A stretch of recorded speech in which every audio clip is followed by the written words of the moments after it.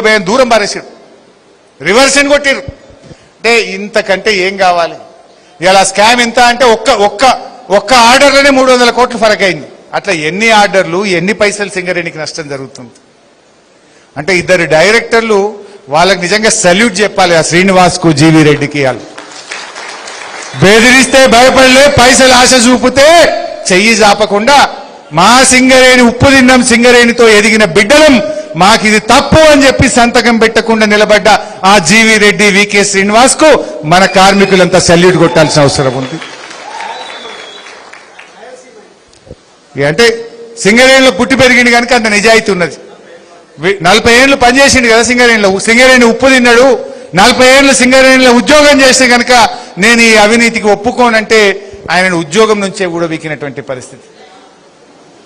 అట్లే సింగరేణి ఉత్పత్తి మేము ఇంత పీకినాం పొడిచినామంటారు కదా. బీఆర్ఎస్ ఉన్నప్పుడు ఉత్పత్తి ఎట్లుంది, కాంగ్రెస్ వచ్చినాక ఎట్లున్నదో చూడండి. 24, 29లో 69 లక్షలు, 25, 26కి వచ్చే వరకు 58, రేపు 26, 27 చూడండి ఇంకా లోపలికి పోతుంది. ఎందుకు లోపలికి పోతుంది అంటే ఈ తీయని 40 లక్షలు ఇప్పుడు కవర్ చేయాలి కదా.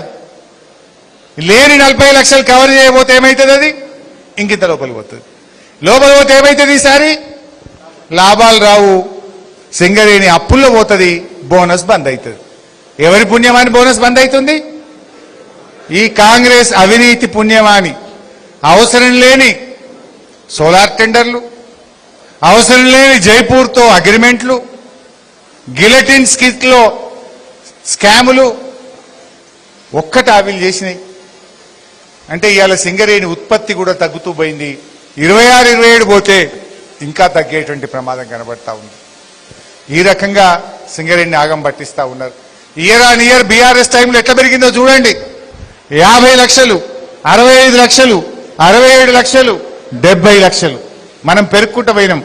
కాంగ్రెస్ రాగానే 69, 58, మళ్ళా సంవత్సరం ఏ 45కో 50కో బిక్తుంది కదా.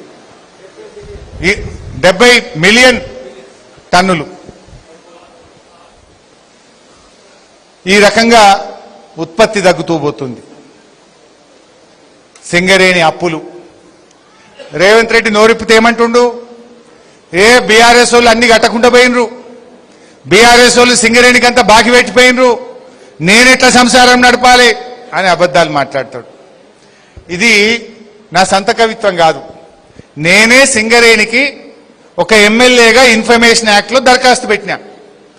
సింగరేణికి రాష్ట్ర ప్రభుత్వం బొగ్గు తీసుకొని ఎన్ని పైసలు ఇవ్వాలి, ఏ ఏడాది ఎంత వచ్చినాయి, ఏ ఏడాది ఎంత బాకీ పడ్డదో చెప్పుమని సింగరేణికి నేను దరఖాస్తు పంపితే సింగరేణి స్టాంప్ వేసి సంతకం పెట్టి నాకు ఇచ్చిన సమాచారమే మీ ముందు పెడుతున్నా. ఏంది ఇది?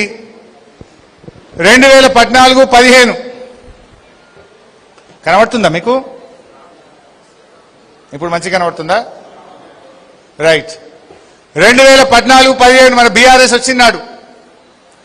ఆ రోజు ఎంత అప్పు ఉందంటే పాతది, మన గవర్నమెంట్ రాకముందే ఉన్నది 1958 కోట్లు బీఆర్ఎస్ వచ్చే నాటికి. సరే 15, 16 పాతది కలుపుకుంటే 2300, 2300, 16, 17 781, 17, 18 660, ఇట్లా మొత్తం వచ్చి చివరికి డిసెంబర్ 2023 నాటికి 7355 కోట్లు. మరి కాంగ్రెస్ వచ్చినాక ఏమైంది? 2023-24 8,000 కోట్ల రూపాయలు, 24-25 14,000, ఫైనల్ 25-26 వచ్చేసరికి 19,733 కోట్ల రూపాయలు ఇవాళ సింగరేణికి రాష్ట్ర ప్రభుత్వం బాకీ పడ్డది. 19,000లో మీది 7,000 తీసేస్తే ఎంత? 12,000. అంటే ఎంత బాకీ పడ్డట్టు రేవంత్ రెడ్డి 2 ఏళ్లలో? 12,000 కోట్ల రూపాయలు ఈరోజు బాకీ పడ్డాడు. వాస్తవానికి బీఆర్ఎస్ హయాంలో కరోనా వచ్చినా, అన్ని కష్టాలు వచ్చినా మనం కట్టుకుంటూ వచ్చినాం. ఇవాళ నువ్వు 1 సంవత్సరం, 2 సంవత్సరాలు, 2 ఏళ్ల ఫిబ్రవరి అంటే 2 ఏళ్ల 3 నెలలు, 2 ఏళ్ల 3 నెలల్లో 12,000 కోట్లు ఈనాటి కాంగ్రెస్ ప్రభుత్వం బొగ్గు తీసుకొని సింగరేణికి బాకీ పడ్డది.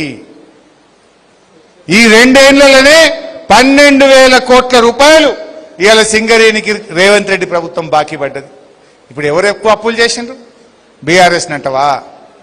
బీఆర్ఎస్ కు కరోనా వచ్చినా ఆమ్దాని తగ్గినా అంత కలిపితే ఇంకా పాతయి కలిపితే కూడా 7,000. నువ్వు 2 ఏళ్లలో 12,000 కోట్ల రూపాయలు ఇలా రాష్ట్ర ప్రభుత్వానికి బాకీ పడ్డటువంటి పరిస్థితి. ఇది ఇవాళ కార్మికులు అర్థం చేసుకోవాలి. అంటే ఎవరు ఇవాళ సింగరేణి దివాలు తీపిస్తున్నారు, ఎవరు 1 రూపాయి కూడా సింగరేణికి ఇవ్వకుండా ఈ రాష్ట్రానికి అన్యాయం చేస్తున్నారో